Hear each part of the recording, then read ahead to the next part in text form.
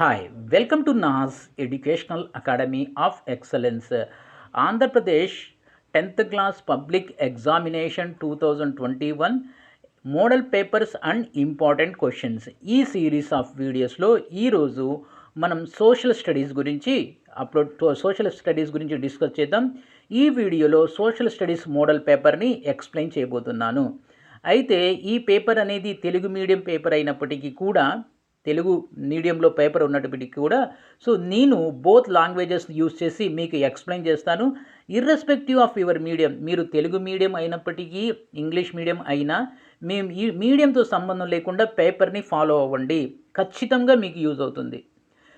English medium Telugu medium ఈ రెండు mediums model పేపర్స్ని మనం అబ్జర్వ్ చేయవలసి ఉంటుంది. ఎందుకంటే రేపు క్వశ్చన్ పేపర్ తయారు చేసింది ఇంగ్లీష్ మీడియం టీచరా లేక తెలుగు మీడియం టీచరా అని చెప్పలేము. టీచర్ ఏ మీడియం అయినా అన్ని క్వశ్చన్ పేపర్స్ని తన దగ్గర పెట్టుకొని ఆ క్వశ్చన్ పేపర్ని ఫాలో అవుతూ ఆ క్వశ్చన్ పేపర్లో ఏదైనా మంచి క్వశ్చన్ అనిపిస్తే అది డైరెక్ట్ క్వశ్చన్ పేపర్లోకి రాయడం జరుగుతుంది. కాబట్టి వాళ్ళకి సోర్సెస్ ఏంటి, క్వశ్చన్ పేపర్ తయారు చేసే వాళ్ళకి ఈ మోడల్ పేపర్స్, అలాగే డిస్ట్రిక్ట్ వైజ్గా రిలీజ్ చేసేటటువంటి డిస్ట్రిక్ట్ వైజ్ ఇంపార్టెంట్ క్వశ్చన్స్, ఇవన్నీ బేస్ చేసుకొని వాళ్ళు ఫైనల్ క్వశ్చన్ పేపర్ని తయారు చేస్తారు. కాబట్టి ఏ ఒక్క మోడల్ పేపర్ని కూడా, ఏ ఒక్క ఇంపార్టెంట్ క్వశ్చన్ పేపర్ని కూడా మీరు నెగ్లెక్ట్ చేయవద్దు. మీరు ఇంగ్లీష్ మీడియం అయినా తెలుగు మీడియం అయినప్పటికీ కూడా మీకు ప్రతిదీ కూడా ఇంపార్టెంట్. జస్ట్ మీరు ఇంగ్లీష్ మీడియం అయితే జస్ట్ ఫాలో అవ్వండి. నేను రెండు మీడియంస్లో కూడా ఇన్స్ట్రక్ట్ చేయడం జరుగుతుంది. నాకు తెలుగు మీడియం కన్నా ఇంగ్లీష్ మీడియంలో చెప్తాం ఈజీ. ఎక్కడైనా తెలుగులో నేను స్పెల్స్ అనే ప్రొనౌన్సియేషన్ అనేది కరెక్ట్గా లేకపోతే దాన్ని అర్థం చేసుకోండి. కాబట్టి ఇంగ్లీష్ మీడియం స్టూడెంట్స్ మీరు కూడా ఫాలో అవ్వండి. ఇది మళ్ళీ చెప్తున్నాను, మోడల్ పేపర్స్ అనేవి చాలా ఇంపార్టెంట్. మోడల్ పేపర్స్ నుంచి ఖచ్చితంగా క్వశ్చన్స్ వస్తాయి. దాంట్లో ఎలాంటి డౌట్ లేదు. మీరు నెగ్లెక్ట్ చేస్తే నష్టపోయేది మీరే. ఓకేనా? ఎనీహౌ, ఇది social model paper. Basic instructions మనకు తెలుసు. 3 hours 15 minutes టైం ఇస్తారు. 15 minutes క్వశ్చన్ పేపర్ చదవడానికి, 3 hours అనేది ఇచ్చినటువంటి ఆన్సర్ బుక్లెట్లో క్వశ్చన్స్ రాయడానికి. ఇక్కడ మొత్తం 4 సెక్షన్స్ ఉన్నాయి. మొత్తం సెక్షన్ 1, సెక్షన్ 2, సెక్షన్ 3, సెక్షన్ 4 అని 4 సెక్షన్స్ ఉన్నాయి. అయితే ఇక్కడ చాలా ఇంపార్టెంట్ ఒక పాయింట్ ఏంటంటే, జనరల్గా కొంతమంది స్టూడెంట్స్ ఏం చేస్తారంటే మిస్లీడ్ చేయడానికి ఒకే క్వశ్చన్ని వేరు చోట్ల రాస్తూ ఉంటారు. క్వశ్చన్ ఒకటే, వేరు చోట్ల ఫస్ట్ పేజీలో, 4వ పేజీలో, 7వ పేజీలో ఇలా రాస్తూ ఉంటారు. దానికోసం ఒక ఇన్స్ట్రక్షన్ ఇచ్చారు. అక్కడ ఏంటంటే మీరు ఎన్నిసార్లైనా రాయండి, 100 సార్లైనా రాయండి, చివరిసారిగా ఏదైతే రాశారో దాన్ని మాత్రమే మనం వాల్యూ చేస్తాం, దాన్ని మాత్రమే లెక్కలోకి తీసుకుంటాం, దానికి వచ్చిన మార్కుల్ని మాత్రమే లెక్కలోకి తీసుకుంటాం అంటున్నారు. కాబట్టి ఒకే క్వశ్చన్ని 4-5 సార్లు, 2-3 సార్లు రాయవద్దు. ఒక్క క్వశ్చన్ని ఒకసారి పూర్తిగా రాయండి, సరిపోతుంది.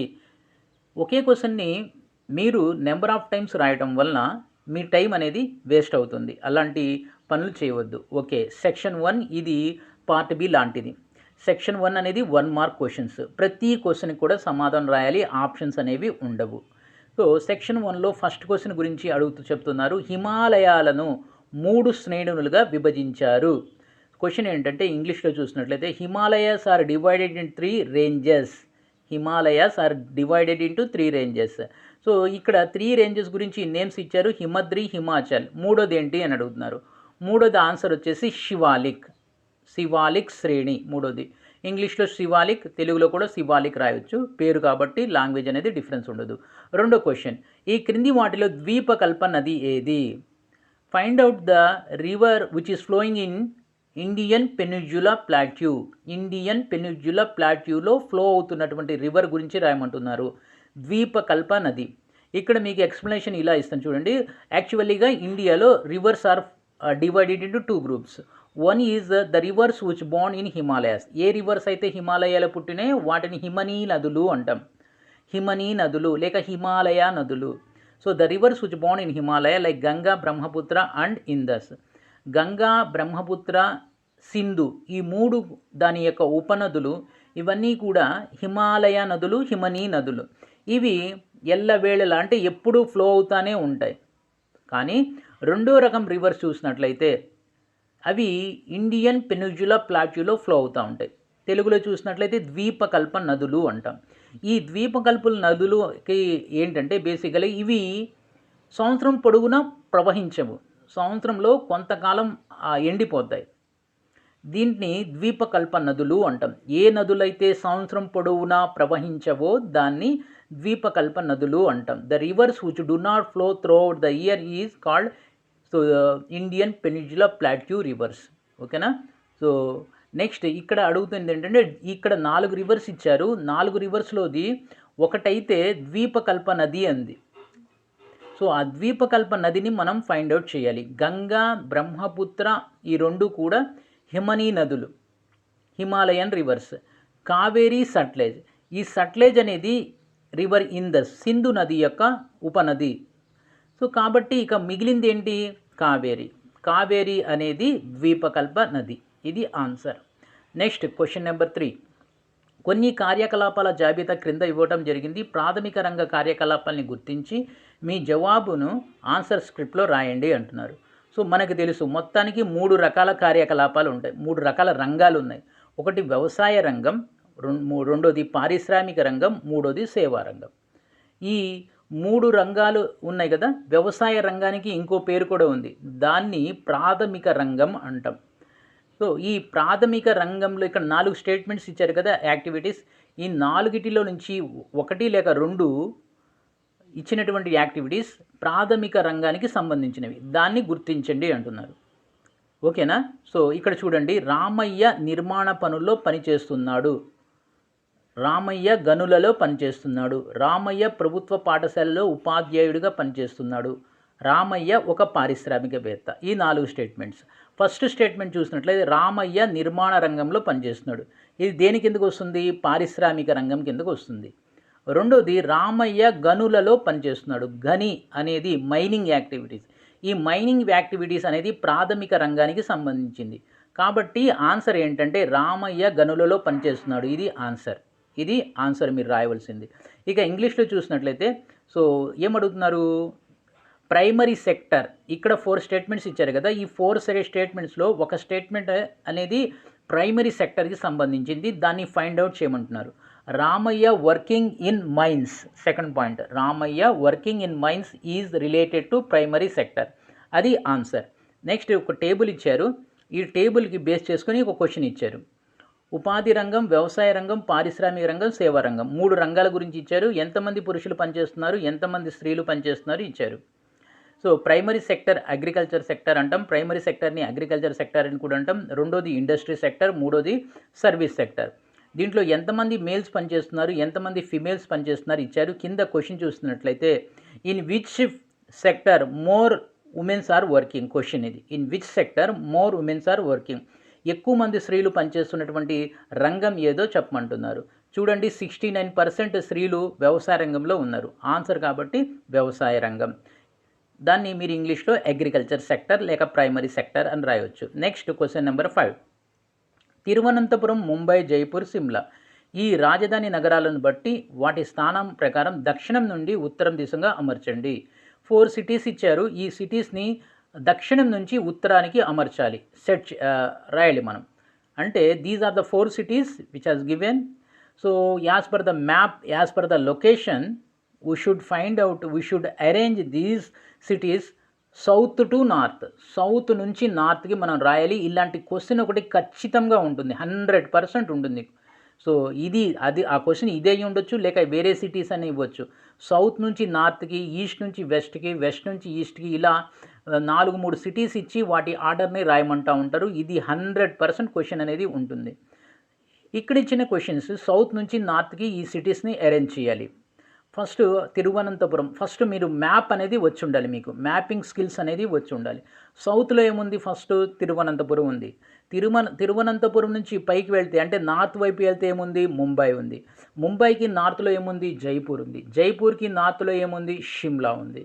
సో జైపూర్కి నార్త్లో షిమ్లా ఉంది. ఈ 4 యాజ్ ఇట్ ఈస్గా రాసేస్తే మనకి 1 మార్క్ అనేది వస్తుంది. ఓకేనా. Next question number 6.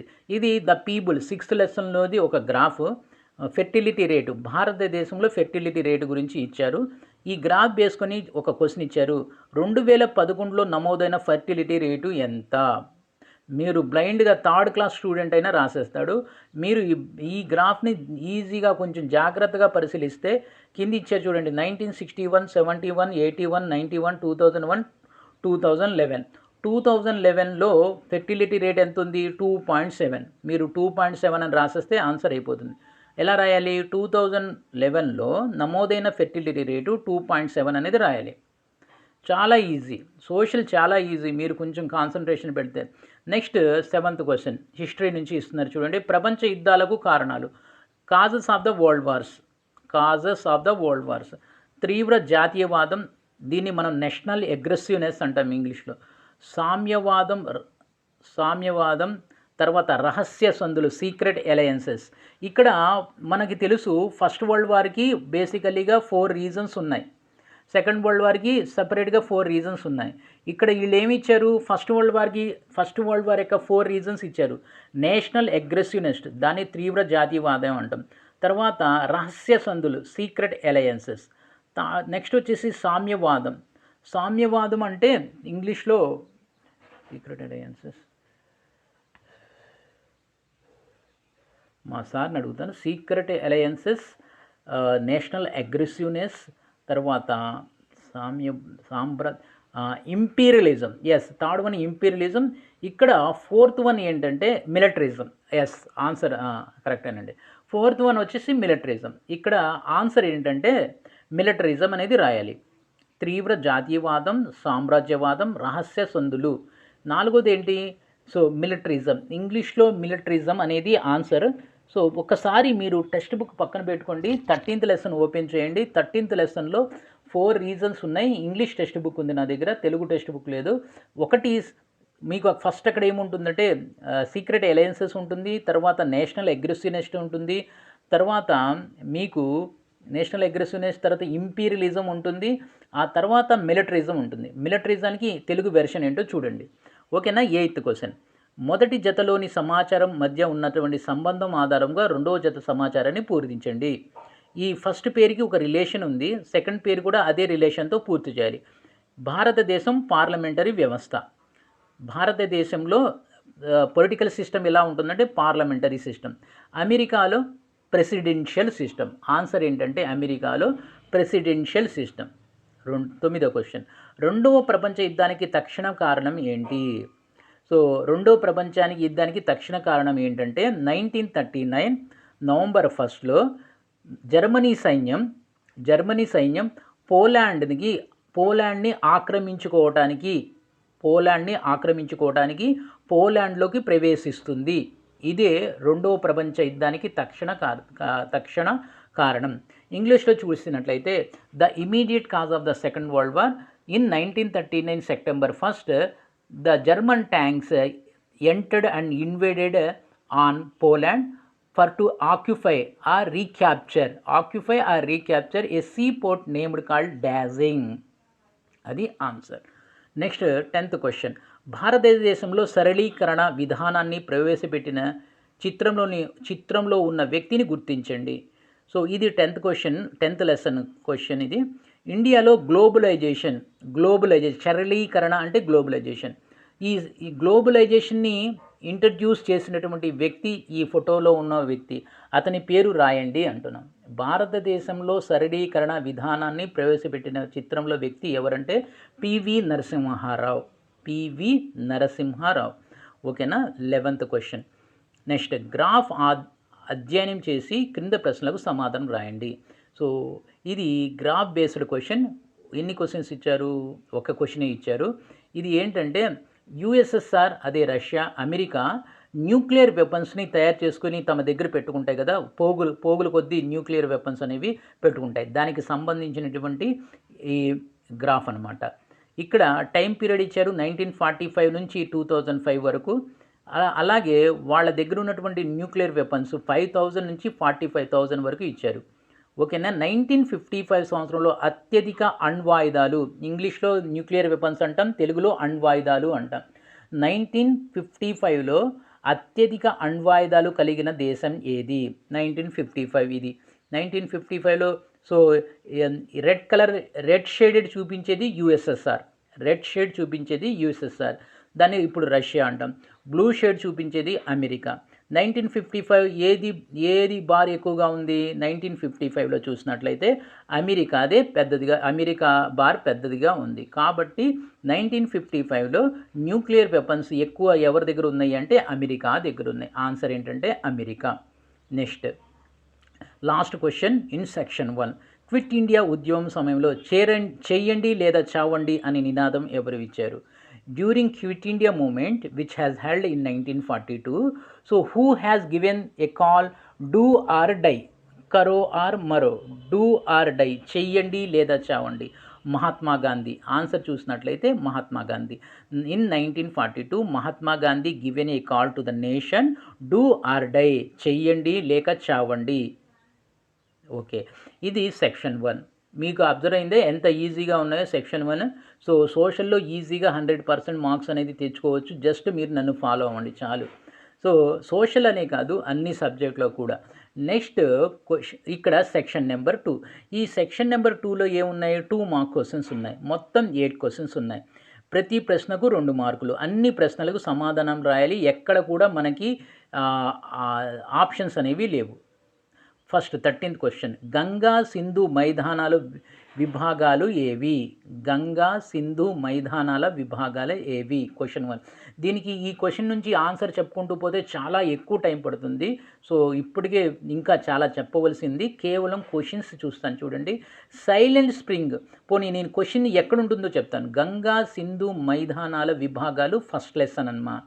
14th lesson చూడండి. 14th క్వశ్చన్, సైలెంట్ స్ప్రింగ్ పుస్తక ఇతివృత్తాంతం ఏంటి? సైలెంట్ స్ప్రింగ్ అనేది రాచెల్ కార్సన్ అనే లేడీ రాయడం జరిగింది. డిడిటి ప్రభావం పక్షులు మరియు జంతువుల మీద ఎలా చూపిస్తుంది అనేది ఈ పుస్తకం యొక్క ఇతివృత్తాంతం. నెక్స్ట్ 15th క్వశ్చన్, పట్టణీకరణ సమస్యలను పరిష్కరించడానికి ఏవైనా 2 సూచనలు చేయండి. 2 అడుగుతున్నారు. సో అర్బనైజేషన్ అంటే ఈ తెలుగులో పట్టణీకరణ అంటాం, ఇంగ్లీష్లో అర్బనైజేషన్ అంటాం.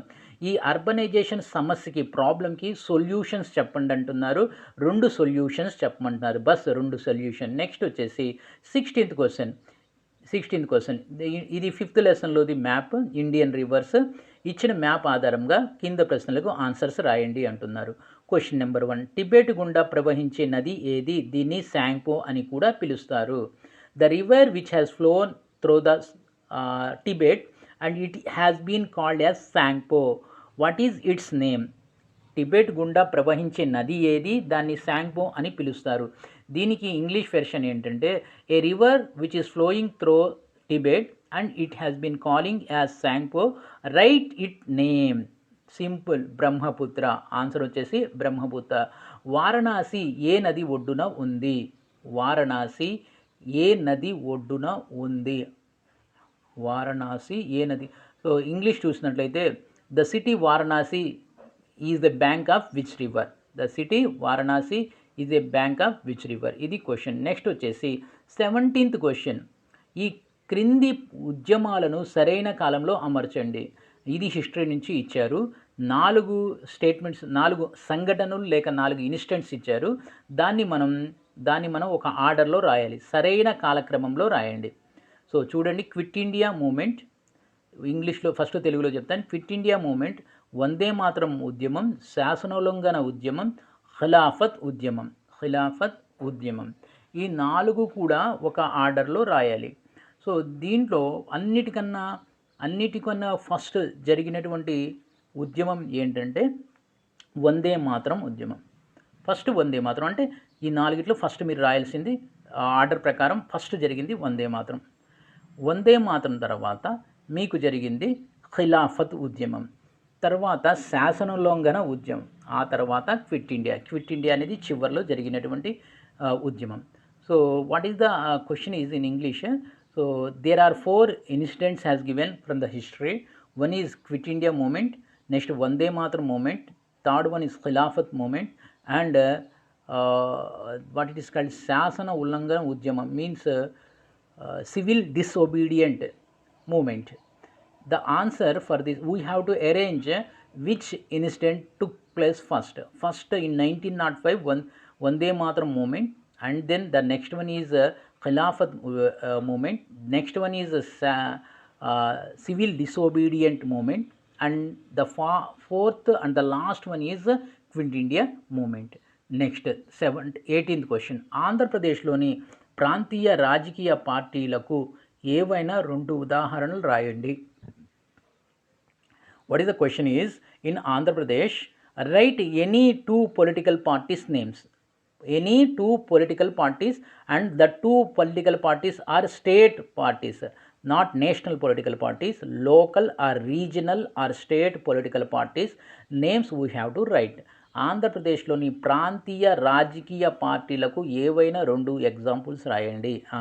సో వైఎస్ఆర్సిపి, తెలుగుదేశం, జనసేన, ఈ 3 కూడా రీజనల్ పొలిటికల్ పార్టీస్. కాంగ్రెస్ కానీ బీజేపీ కానీ అవి నేషనల్ పార్టీస్, అవి రాయకూడదు. ఈ 3లో 2 రాయాలి. 19th క్వశ్చన్, ఒక దేశం యుద్ధంలో గెలిచినా కూడా ఓడినట్లే వ్యాఖ్యానించండి. ఇది క్వశ్చన్ మనకి 13th లెసన్లో ఉంది. 13th లెసన్లో డైరెక్ట్ క్వశ్చన్ కాదు ఇది. So wars are destruction, even a country own the war but it gives destruction. ఇది క్వశ్చన్ మీకు, ఇది 13th లెసన్ నుంచి క్వశ్చన్. నెక్స్ట్ వచ్చేసి 20th క్వశ్చన్ చూడండి. ఈ సెక్షన్లో లాస్ట్ క్వశ్చన్ ఇది, ఓకేనా. నా 4 చిన్నపిల్లలు ఒకరోజు వారి చర్మం రంగు బట్టి కాకుండా వాళ్ళ వ్యక్తిగత లక్షణాలు బట్టి అంచనా వేసే దేశంలో ఉండాలని నాకు ఒక కల ఉంది. Doctor Martin Luther king junior. ఈ ప్రసంగంలో సున్నితత్వాన్ని వివరించండి. ఏదైతే ఈ స్టేట్మెంట్ ఉందో, ఈ statement doctor Martin Luther king మనకి లెసన్ నెంబర్ 20లో ఉంటుంది. సో ఈ స్టేట్మెంట్ ఇస్తాడు అతను. సో ఏంటంటే అక్కడ రేస్ డిస్క్రిమినేషన్ అనేది ఉంటుంది. బ్లాక్ అండ్ వైట్ పీపుల్ మధ్య బిగ్ డిఫరెన్షియేషన్ అనేది ఉంటుంది. ఒక సభలో వాషింగ్టన్ లాంగ్ మార్చ్ అంటాం, దాదాపు 1,00,000 మంది పార్టిసిపేట్ చేసినటువంటి ఈ సభలో అతను మాట్లాడుతూ ఒక ఫేమస్ వర్డ్స్, ఇవి చాలా ఫేమస్ అయినటువంటి వర్డ్స్ అనమాట. ఐ హ్యావ్ ఏ డ్రీమ్, నాకు ఒక కల ఉంది. ఏంటంటే నా 4 చిన్న పిల్లలు ఒకరోజు వారి చర్మం రంగు బట్టి కాకుండా వాళ్ళ వ్యక్తిత్వ లక్షణాలు బట్టి అంచనా వేసే దేశంలో ఉండాలని నేను కోరుకుంటున్నాను. దీని గురించి మనం రాయాలి. నెక్స్ట్ సెక్షన్ 2 అయిపోయింది. Next section 3. సో ఈ అన్ని ప్రశ్నలకు సమాధానాలు రాయండి. ప్రతి ప్రశ్నకు కూడా 4 మార్కులు. ఓకేనా. సో ఎక్కడ కూడా ఇంటర్నల్ చాయిస్ లేదు. లెంగ్తీ అయిపోతుంది, కొంచెం స్పీడ్గా చెప్తాను చూడండి. స్థిర జీవనంలో మానవ జీవన శైలికి సంబంధించిన మార్పులను వివరించండి. ఇది లెసన్ నెంబర్ 5లో అనేది ఉంటుంది. 5 కాదు 7లో ఉంటుంది. స్థిర జీవనంలో ఆంధ్రప్రదేశ్లోని ప్రభుత్వ పాఠశాలల అభివృద్ధికి ప్రభుత్వం ఎలాంటి చర్యలు తీసుకుంటుంది? ఇలాంటి ఒక క్వశ్చన్ అనేది తగులుతుంది మనకి. కరోనా సంబంధించిందైనా లేక ఇలాంటి క్వశ్చన్ అయినా తగులుతుంది. ఆంధ్రప్రదేశ్లోని ప్రభుత్వ పాఠశాలల అభివృద్ధికి ప్రభుత్వం ఎలాంటి చర్యలు తీసుకుంటుంది అంటే, నాడు నేడు లాంటి ప్రోగ్రామ్స్ గురించి, ఆ తర్వాత అమ్మ ఒడి ఇలాంటి ప్రోగ్రామ్స్ ఇంప్లిమెంట్ చేస్తుంది కదా ఆంధ్రప్రదేశ్ ప్రభుత్వం, దాని గురించి రాయవలసి ఉంటుంది. క్రింద ఇచ్చిన పట్టిక ఆధారంగా కింద ప్రశ్నలకు సమాధానాలు రాయండి. ఇది మనకు లెసన్ నెంబర్ 2లో ఉంటుంది. టేబుల్ లాస్ట్ పేజీలో ఉంటుంది. అంతేనా సార్? లాస్ట్ పేజీలో ఉంటుంది. పాఠశాల సగటు వయసు నిర్వచించండి. యావరేజ్ స్కూలింగ్ ఇయర్స్ అంటున్నాం. సో లైఫ్ ఎక్స్పెక్టెన్సీ ఏ దేశంలో ఎక్కువగా ఉంది? ఈ 4 క్వశ్చన్లు కూడా ఈ టేబుల్ బేస్డ్ క్వశ్చన్స్. ఒకసారి మీరు అబ్జర్వ్ చేసినట్లయితే టేబుల్ని ఈజీగా రాయగలరు. ఇక్కడ ఒక్కో క్వశ్చన్కి 1 మార్కు, 4 క్వశ్చన్స్ 4 మార్కులు. తర్వాత నేను చెప్పాను కదా కరోనాకు సంబంధించి క్వశ్చన్ ఉంటుందని. 24వ క్వశ్చన్, కరోనా వైరస్ వ్యాప్తి చెందకుండా మనం తీసుకోవాల్సిన జాగ్రత్తలు సూచించండి. ఇది మీరు ఈజీగా రాసేస్తారు. కరోనా వైరస్ వ్యాప్తి చెందకుండా మనం తీసుకోవాల్సిన జాగ్రత్తల గురించి రాయమంటున్నారు. తర్వాత నానాజాతి సమితి గురించి రాయండి. సో నానాజాతి సమితి ఇంగ్లీష్లో చూసినట్లయితే నాన్ అలైన్మెంట్ మూమెంట్. 26th, ఈ క్రింద ఇచ్చిన పటం ఆధారంగా క్రింది ప్రశ్నలకు సమాధానం రాయండి. సో ఈ పటం ఏదైతే మ్యాప్ ఉందో ఇది చాలా చాలా చాలా ఇంపార్టెంట్ మ్యాప్. సో ఇది జపాన్ ఆక్యుపైడ్ కంట్రీస్. పై పటంలో మీరు గమనించిన ఖండాలు ఏంటి? ఏ కాంటినెంట్స్ గురించి రాయమంటున్నాడు? ఏషియా, ఇక్కడ ఆస్ట్రేలియా ఉంది, ఆ తర్వాత ఇక్కడ ఏషియా ఉంది, ఇక్కడ యూరోప్ ఉంది. 3 కాంటినెంట్స్ అనేవి కనపడుతున్నాయి. జపాన్ నియంత్రణలో ఉన్న దేశాల పేర్లు రాయండి. 2 దేశాల పేర్లు జపాన్ నియంత్రణలో, అంటే జపాన్ కంట్రోల్లో ఉన్నటువంటి 2 దేశాల పేర్లు రాస్తే సరిపోతుంది. ఓకే. 27వ క్వశ్చన్, సామాజిక ఆర్థిక మార్పు తీసుకురావడానికి ప్రభుత్వాలు ఇటీవల తీసుకున్న చర్యల గురించి రాయండి. సో ఇది కూడా జనరల్ అవేర్నెస్ క్వశ్చన్. స్వదేశీ సంస్థానాల విలీనీకరణలో సర్దార్ వల్లభాయ్ పటేల్ పోషించిన పాత్రని వివరించండి. సో ఇది చాలా ఇంపార్టెంట్. ఇది చాలా important. Integration of states. So when we got independence 551 states were integrated in Indian constituency. 551 సంస్థానాలు భారతదేశంలో విలీనం చేయబడ్డాయి. దాని గురించి రాయమంటున్నారు. స్వదేశీ సంస్థానాల విలీనీకరణలో సర్దార్ వల్లభాయ్ పటేల్ యొక్క పాత్ర గురించి రాయండి. నెక్స్ట్ వచ్చేసి ఇక్కడ మనకి ఇంటర్నల్ చాయిస్ కనపడుతుంది. ఒక్కో క్వశ్చన్కి 8 మార్క్స్. ఒక్క క్వశ్చన్ పోయినా మీకు 8 మార్క్స్ పోయినట్లే. కాబట్టి ఇక్కడ చాలా జాగ్రత్త అనేది తీసుకోవాలి మీరు. అన్ని ప్రశ్నలకు సమాధానం రాయాలి, కానీ ఇంటర్నల్ చాయిస్ అనేది ఉంది. సో ద్వీపకల్ప పీఠభూమి యొక్క భౌతిక లక్షణాలను వివరించండి. ఇది లెసన్ నెంబర్ 1. ద్వీపకల్ప పీఠభూమి యొక్క భౌతిక లక్షణాలను వివరించండి. అది రాయలేకపోతే మన మానవ జీవితం పర్యావరణపై అనేక విధాలుగా ఆధారపడి ఉంది. ఇది లెసన్ నెంబర్ 12. మన మానవ జీవిత పర్యావరణంపై అనేక విధాలుగా ఆధారపడి ఉంది. ఇది లెసన్ నెంబర్ 12. 13th క్వశ్చన్ చూడండి. ఒక అభివృద్ధి మరొకరికి అభివృద్ధి కాకపోవచ్చు. Lesson number 2. One's development may not be development of others అనమాట. Lesson number 2. అది రాయలేకపోతే భూగర్భ జలాల వెలికితీత మరియు వాడకంపై సామాజిక నియంత్రణ ఉండాలి. ఇది లెసన్ నెంబర్ 5 రివర్స్ అనమాట. రివర్స్ లెసన్లో ఉంటుంది. సో ఈ 13th క్వశ్చన్లో అదైనా ఇదైనా ఏదో ఒకటి రాస్తే సరిపోతుంది. నెక్స్ట్ వచ్చేసి 31st క్వశ్చన్. 20వ శతాబ్దం తీవ్ర సంచలనాల శతాబ్దం అని ఎందుకు పిలుస్తారు? నేను ఆల్రెడీ 13th లెసన్లో ఇంపార్టెంట్ ఆ క్వశ్చన్ పేపర్లో ఉంటాయని చెప్పాను. ఆ క్వశ్చనే ఈ question. 20th century is called age of extreme అని ఎందుకు అంటారు అని అడుగుతున్నాడు. 20th సెంచరీ సంచలనాల శతాబ్దం అని ఎందుకు పిలుస్తారు? రాయండి. అది రాకపోతే అత్యవసర పరిస్థితి కాలం భారత ప్రజాస్వామ్యంకి ఎదురుదెబ్బ. మీరు ఈ ప్రకటనతో ఏకీభవిస్తున్నారా? సో డ్యూరింగ్ ఇందిరాగాంధీ పీరియడ్లో ఎమర్జెన్సీని ఇంపోజ్ చేస్తారు. ఆ ఎమర్జెన్సీని ఇంపోజ్ చేసినప్పుడు అంటే ఇది మీకు ఈ క్వశ్చన్కి ఆన్సర్ 19th లెసన్లో ఉంటుంది. 19th లెసన్లో ఉంటుంది. Next 32nd question. క్రింద ఇచ్చిన గ్రాఫ్ ఆధారంగా ప్రశ్నలకు సమాధానం రాయండి. ఇక్కడ బార్ గ్రాఫ్ ఇచ్చారు. ఏమిచ్చారు? ఇది 13th లెసన్లో ఉంది. 13th లెసన్లో ఉన్నటువంటి బార్ గ్రాఫ్ దేనికి తెలియజేస్తుంది? పై బార్ గ్రాఫ్ దేని అణ్వాయుధ పోటీ అక్కడ ఇచ్చారు కదా, అణ్వాయుధ పోటీకి తెలియజేస్తుంది. ఆయుధాల కోసం ఏ సంవత్సరంలో ఎక్కువ డబ్బు ఖర్చు పెట్టారు? ఎక్కువ డబ్బు ఎప్పుడు ఖర్చు పెట్టారు? 1914లో ఎక్కువ ఖర్చు పెట్టారు. ఆయుధాలపై ఖర్చు చేసిన డబ్బు యొక్క ధోరణి ఎలా ఉంది? పెరుగుతూ పోయింది. ఆయుధాలపై ఖర్చు చేసిన డబ్బు యొక్క ధోరణి పెరుగుతూ పోయింది. పై రేఖాచిత్రం ప్రకారం ఏ దేశాలు అణ్వాయుధాలపై ఖర్చు చేశాయి? ఇక్కడ ఇచ్చారు కదా, Germany, Australia, Hungary, Britain, Russia, Italy, France ఈ దేశాలు ఆయుధాలపై ఖర్చు చేశాయి. అది రాకపోతే అదే ఈజీ. అది రాకపోతే ఈ క్రింది ఇది చూడండి, మీకు 19th లెసన్లో ఉంటుంది. క్రింది ఇచ్చిన సమాచారం ఆధారంగా క్రింద ప్రశ్నలకు సమాధానాలు రాయండి. నేషనల్ డెమోక్రటిక్ అలయన్స్ ప్రభుత్వం భాగస్వామ్యం కలిగిన పార్టీ ఏది? నేషనల్ ఫ్రంట్ ప్రభుత్వంలో ఏ పార్టీలు ఉన్నాయి? యునైటెడ్ ఫ్రంట్ ప్రభుత్వానికి మద్దతు ఇచ్చిన పార్టీ ఏది? పై చార్ట్ చూపించే అంశం ఏది? చూపించే అంశం అక్కడ 1980 నుంచి సంకీర్ణ ప్రభుత్వాలు కొన్ని రాజకీయ పార్టీలు. ఇది ఆన్సర్. సో రెండో దానికన్నా ఫస్ట్ వన్ ఈజీగా ఉంటుంది. నెక్స్ట్ వచ్చేసి 33 లాస్ట్ క్వశ్చన్ చూడండి. మనకి చాలా బంపర్ ఆఫర్ ఇచ్చారు.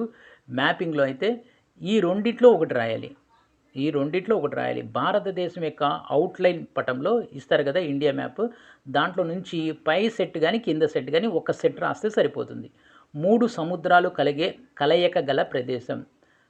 So the 3 oceans which are merging. ఎక్కడైతే 3 ఓషన్స్ కలుస్తాయో అదే కన్యాకుమారి.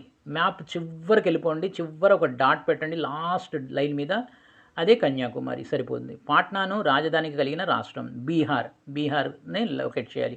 మల్బార్ తీరం అంటే మీకు ఇక్కడ సో కేరళ స్టేట్కి ఆనుకుని ఉన్నటువంటి కోస్టల్ ఏరియాని మల్బార్ తీరం లేక మల్బార్ కోస్టల్ ఏరియా అంటాం. సిమ్లా నార్త్లో ఉంటుంది, హిమాచల్ ప్రదేశ్లో. సో రైట్, అవి రాకపోతే ఇక్కడ ఇంకో సెట్ ఇచ్చారు చూడండి. శివాలిక్ పర్వతాల్లో ఎత్తైన పర్వతంని మీరు ఫైండ్ అవుట్ చేయాలి. వింధ్య మరియు సాత్పురా పర్వతాల మధ్య ప్రవహించే రివర్. ఈ 2 రేంజెస్ మధ్య ప్రవహించే రివర్ ఒకటి ఉంది. ఆ రివర్ పేరు మీరు రాయవలసి ఉంది. నెక్స్ట్ బ్రహ్మపుత్ర నది. బ్రహ్మపుత్ర నదిని మీరు డ్రా చేయాలి. తూర్పు కనుమలు అంటే ఈస్టర్న్ ఘాట్స్ని రాయాల్సి ఉంటుంది. ఓకేనా. ఈ రెండిట్లో ఒక సెట్ చేయాలి. ఆ తర్వాత ఈ రెండిట్లో అంటే ఫస్ట్ ఏం ఇస్తున్నారంటే ఇండియా మ్యాప్ నుంచి 2 ఇస్తారు, ఒక సెట్ రాయాలి. 4కి 4 మార్కులు. అలాగే ఇక్కడ 2 సెట్లు ఇచ్చారు. ఇది వరల్డ్ మ్యాప్. ఒక సెట్ రాస్తే సరిపోతుంది. జార్ చక్రవర్తులు పాలించే దేశం రష్యా. 1945లో అణుబాంబుల బారిన పడిన దేశం జపాన్. భారతదేశాన్ని లొకేట్ చేయండి. అట్లాంటిక్ మహాసముద్రం. ఈ 4 చాలా ఈజీ. అవి కాకపోతే ఐక్యరాజ్య సమితి ప్రధాన కార్యాలయం ఎక్కడ ఉంది? న్యూయార్క్లో ఉంది. మంచు రాజవంశం పరిపాలించిన దేశం చైనా, ఫ్రాన్స్, ఇటలీ. ఈ 2 సెట్ల నుంచి ఒకటి రాయాలి. ఓకేనా. మ్యాప్ అనేది 2 సెట్లు ఇస్తున్నారు. ఒకటి ఫస్ట్ ఇండియాలో 2 ఇస్తారు. అలాగే వరల్డ్లో 2 ఇస్తారు. దాంట్లో నుంచి ఒకటి, దీంట్లో నుంచి ఒకటి మనం రాయాల్సి ఉంటుంది. తర్వాత మ్యాప్కి నేను మళ్ళీ ఇంకోసారి ఫ్రెష్గా మ్యాప్ రిలేటెడ్ కొన్ని వీడియోస్ నేను చేస్తాను. మ్యాప్ చేయడానికి మనకి డేటా ఎక్కువ కావాల్సి ఉంటుంది. అందుకని కొంత టైం అనేది పడుతుంది. సో అంటే నెట్కి సంబంధించినటువంటి డేటా ఎక్కువ కావాల్సి ఉంటుంది. ఎనీహౌ ఇది సోషల్ పేపర్. సో ఇది మీరు తెలుగు మీడియం అయినా ఇంగ్లీష్ మీడియం అయినా పేపర్ని అబ్జర్వ్ చేయండి. నేను చెప్తున్నాను కదా, 100% మోడల్ పేపర్ మీకు యూజ్ అవుతాయి. ఎగ్జామ్ హాల్లోకి వెళ్ళిన తర్వాత క్వశ్చన్ పేపర్ చూస్తే ఈ మోడల్ పేపర్లో ఉన్నటువంటి సేమ్ వర్డింగ్తో క్వశ్చన్ ఉండకపోవచ్చు, కానీ ఇలాంటి క్వశ్చన్స్ ఖచ్చితంగా ఉంటాయి. ఓకే. ఈ ఇన్ఫర్మేషన్ మీరు చూడండి, మీ ఫ్రెండ్స్కి స్ప్రెడ్ చేయండి. ఎందుకంటే సో ఇప్పుడు ఎగ్జామ్ జరుగుతాయా లేవా అనే కన్ఫ్యూజన్లో చాలామంది సరిగ్గా చదవట్లా. ఒకవేళ ఎగ్జామ్స్ జరిగితే మీ దగ్గర రాస్తానికి దమ్ము ఉండాలి. ఆ దమ్ముని ఈ విధంగా తెచ్చుకోండి. మీరు చూడండి, మీ ఫ్రెండ్స్ మ్యాక్సిమంగా స్ప్రెడ్ చేయండి. ఇది తెలుగు మీడియం, అందరికీ స్ప్రెడ్ చేయండి. సో మీరు కనుక ఎక్కువ మందికి స్ప్రెడ్ చేస్తే ఎక్కువ మంది దీనివల్ల యూజ్ అవుతారు. సో మీరు ఎక్కువ మంది చూసినట్లయితే నాకు ఒక కాన్ఫిడెన్స్ వస్తుంది. ఓకే, అందరు స్టూడెంట్స్ బాగా సపోర్ట్ చేస్తున్నారని నేను ఇంకా ఫర్దర్గా దీనికోసం టైం వేస్ట్ చేసి మీకోసం టైం నేను ఇన్వెస్ట్ చేసి చేస్తున్నాను. ఇలాంటి ఒక వీడియో చేయడానికి 4 అవర్స్ అనేది పడుతుంది. సో కాబట్టి మీకోసం నుంచి నేను ఎక్కడి నుంచి ఇన్ఫర్మేషన్ తీసుకొని చేస్తున్నాను, అన్నీ కూడా 100% జెన్యూనే, దీంట్లో ఫేక్ ఏమీ ఉండదు. సో మీరు చూడండి, మీ ఫ్రెండ్స్కి మ్యాక్సిమం సజెస్ట్ చేయండి, షేర్ చేయండి, సబ్స్క్రైబ్ చేసుకొని ప్రక్కనే ఉన్న బెల్ ఐకాన్ని ప్రెస్ చేస్తాం మర్చిపోవద్దు. Thank you.